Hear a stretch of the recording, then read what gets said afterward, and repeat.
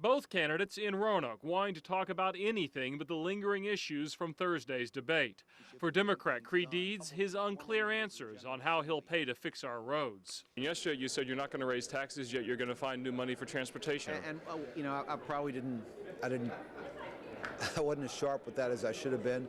The whole idea is I'm not going to seek or sign a general tax fund and general fund tax increase. I think the voters want to know, though, are they going to pay more under Governor Deeds? We're going to come up with a solution for transportation. But are they going to pay more? That means we're going to have to find new money. Yeah. So they're going to pay more money. Everything is on the table for me, Jay. Everything's on. I mean, I don't know how I can be more clear. I don't want to put words in your mouth when you say everything's on the table. Yeah. So let's go through some of these. Everything's on the table. Does that mean toll increases? I think everything's on the table. That's exactly, you know, there's certainly, I'm not sure what, I don't know what's going to pass. Would you be open to tolls? Sure. Would you be open to a gas tax increase? I'd be open to everything. Would you be open to a food tax increase? I see that's a general fund tax increase. I'm not open to that. Sin tax increase on alcohol or on cigarettes? You know, I'm not sure what combination of proposals are going to be. Well, I guess what we're looking at here is you're saying everything's on the table, but people don't know what that means, and they're wondering, am I going to pay more in taxes? And we're not getting a clear answer. No, you are getting a clear answer. Well, I said that through a list of things, and you're saying, well, I don't know, well, here maybe yes, no, right? Everything's on the table except taking money from the general fund.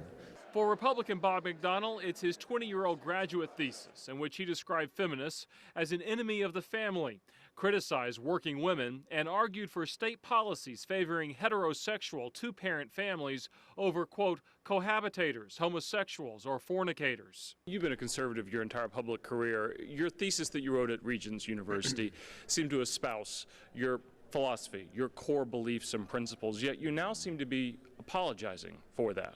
Why? I'm not apologizing. What I've said is I believe that strong families are the bedrock of society. I've been traveling around this state now for years. The last 3 weeks, they're not asking me about my college term paper. They're saying, what are you going to do to promote jobs and opportunity and transportation? The latest poll, though, shows that 52% of people think this is either very important or somewhat important in how they're going to vote. Right. I think they're looking at this and saying, is this your core principle, or have you changed your core principles, your core values? My core values are that families are important, and the government should be able to protect families and not to have policies that undermine families. To the 52% of the people in that poll that said this was very important to them, that this document was very important to them, well, listen, or somewhat important to them, what would you say? Well, I can say, look at my 20-year record. And I find it insulting, first of all, that you or Senator Deeds would challenge my views, for instance, of working women. My daughter served for a year in Iraq. I'm asking if you still have these principles. Do I believe that families are the bedrock of society? Yes. I hope that Senator Deeds does as well. And I believe that it is important to have strong working women in the workplace. In a special report you'll only see on WSLS, a local research project uncovers millions of dollars potentially wasted by the government. And each year, federal grant money is awarded to scientists for research from a host of government agencies. But exactly how much of that money that's coming out of your wallet is being misspent? Well, I'll break down those numbers and show you how a Virginia Tech professor is working to save you money. We've all heard of research studies that look at turning algae into fuel as an example, or creating a more advanced MRI machine, or maybe science to cure cancer. All worthy causes, but who's paying for it? Well, often it is you, your taxes coming from here and a host of government agencies. And in some cases, that money isn't being well spent. There are some scientists who are gaming the system in order to fund their labs. Dr. Skip Garner is a professor and researcher at the Virginia Tech Bioinformatics Institute. Last year, he heard President Obama say that there needs to be a review in the way grant money is given out. We said, aha, we can do that. So Garner and his researchers designed a program to be run through this. What you see in this room is a supercomputer we call Shadowfax. And for a project of this size, you need a supercomputer. Shadowfax, over 2 to 3 months, went through 900,000 grant applications, looking solely for similarities. And it found thousands of matches. Those suspicious grants went straight to Dr. Garner's eyes for a more tedious human review. The result? 167 pairs of projects likely got 2, 3, or 4 grants to do the same work. I was surprised by the amount and ease with which we found these things. The price tag will really startle you. $70 million from this smaller study alone was possibly double granted. What that means is that there's probably 400 to 500 different grants that are not funded.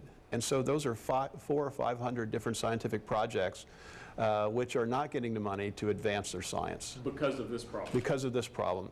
And the money drop gets even worse. Garner figures the problem to be close to $300 million a year for all government agencies, totaling $5 billion misspent since 1985. Now, Dr. Garner says that taking 2 grants or more to do the same project is unethical and can possibly be criminal. And he expects the General Accounting Office of the federal government to review his research and likely expand it for a more thorough review.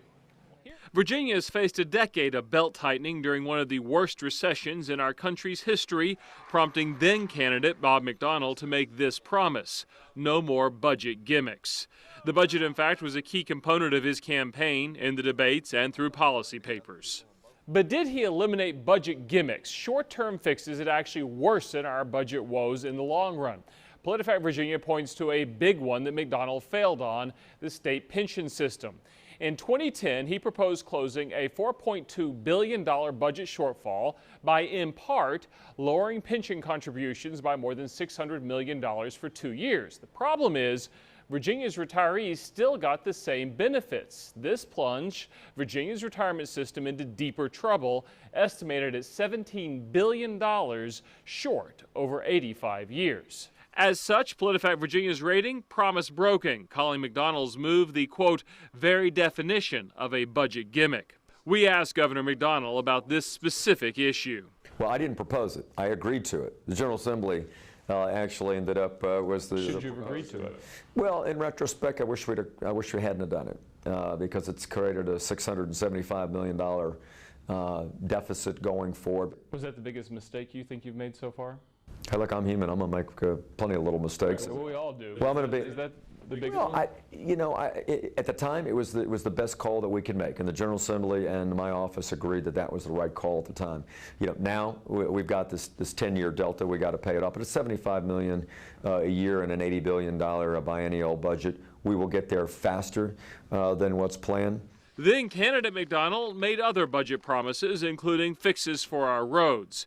In a news release, the campaign said, quote, as governor, Bob McDonnell will dedicate 75% of annual budget surpluses to transportation needs after constitutionally mandated deposits. How has he done? Governor McDonnell pushed for this one, only to have his proposal turned back by the Democrat-controlled state Senate, which said it would go no higher than 67% of the available surplus money for our roads. McDonnell eventually agreed.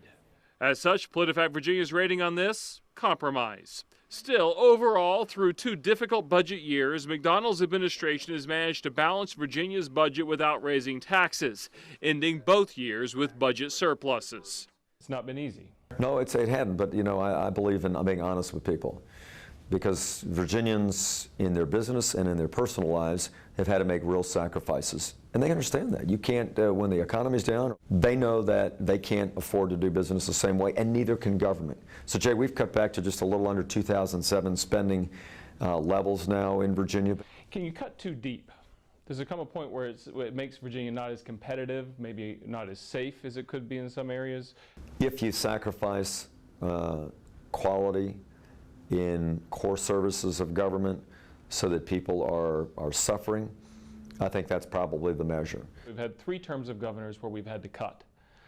Can you give Virginians an idea of there's a light at the end of the tunnel? We're going to get back to robust growth where we don't have to cut every single budget session. I'd say that's actually not accurate to say that we've been cutting. I mean, what we've done in some areas is we've reduced the rate of increase. Now, some people want to make all that a cut. I don't.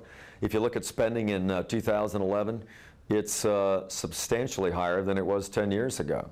What a good crowd! This is about as fired up as Tim Kaine gets, rallying the troops for a day of vote canvassing. Every phone call matters, every door knock matters. Just listening to Kaine, you quickly get that he isn't your typical politician. No, he quotes poetry. There's a wonderful line of poetry of T.S. Eliot's, "Teach me to care and not to care." I care deeply about what I do. You can't care too much about what people think about you. They have not moved the polls 1/10 of 1 point. A policy wonk fluent in numbers and statistics. He's a Democrat who easily talks about religion. We're called in my faith tradition to have a special eye out for the least of these, for vulnerable people, whether they be seniors or folks with disabilities or folks who are poor. And all of that has worked for Kaine over a 20-year public service career, starting on Richmond City Council and serving as Richmond's mayor. Elected to terms as Virginia's lieutenant governor and governor, his last job during the Great Recession, where he had to bridge a massive budget shortfall. I've had to govern in tough times where I built up some scar tissue, but I think that scar tissue gives me some positive lessons, some positive things to take to Washington. What is the Tim Kaine brand? Do you have a brand? Boy, I don't know. I really don't. I think, I think straightforward. I don't think it's I'm not a show horse. Would another word to describe your brand be bipartisan? I certainly always try to bring people together. I always do. But his image of bipartisan leader took a hit when he jumped in full scale for Barack Obama. I'm very proud to stand here today and endorse Senator Barack Obama to be the next president of the United States. The first governor to stand behind him.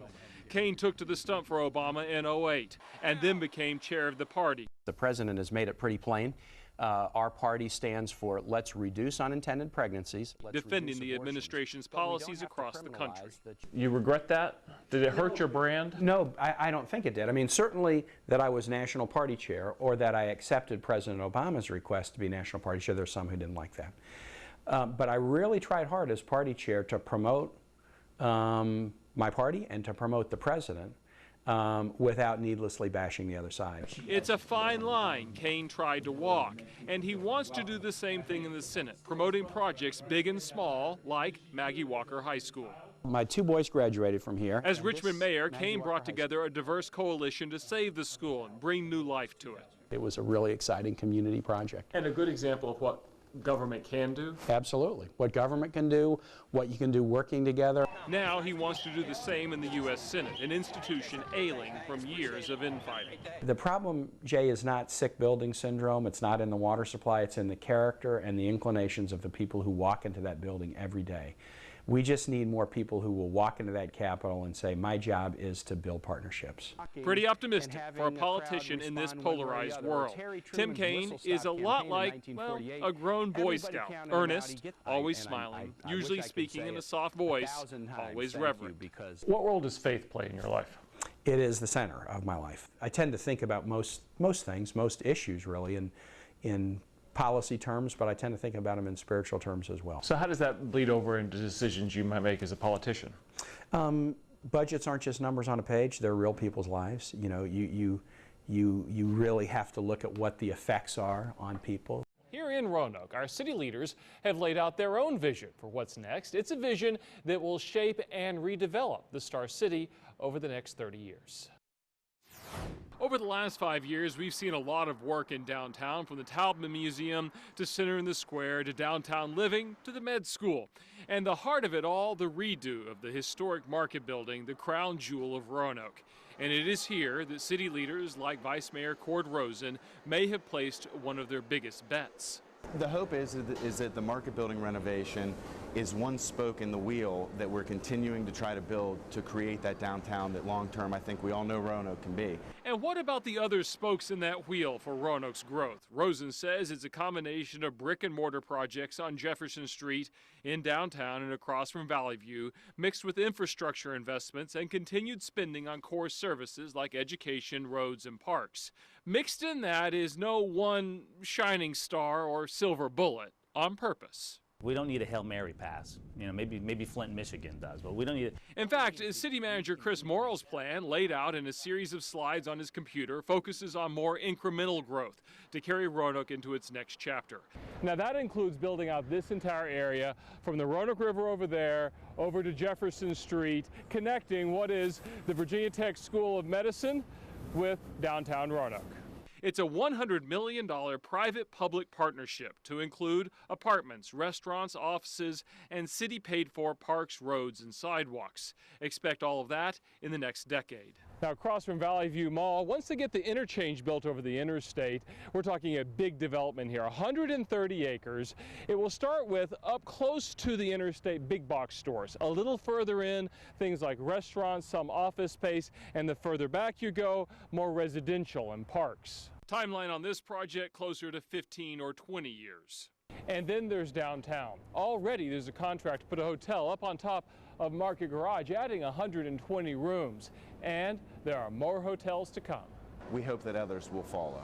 So we'll end up with quite a few hotels maybe in downtown, and new building actually happening in downtown? I think the overall hope would be that we have more retail downtown, that hopefully we do have a need and demand for more hotels downtown, and a continued need for office space and residences. Timeline for that? Most likely a decade. Add in the other larger projects like the Elmwood Park revamp, complete with amphitheater, and the redevelopment of Countryside, and you'll see a lot of dirt moving in Roanoke. Everything else in the city's agenda is less, well, fun, but just as important, like stormwater upgrades, bridge repairs, sidewalk expansions, and building up broadband to compete for jobs. A combination of all of that, plus the building projects, and Morrill says, We will be a place that around the country folks will talk about that, you know, gosh, I want to move to, I don't have a job, I'm not sure, but I want to move to Roanoke because that's a great place to live.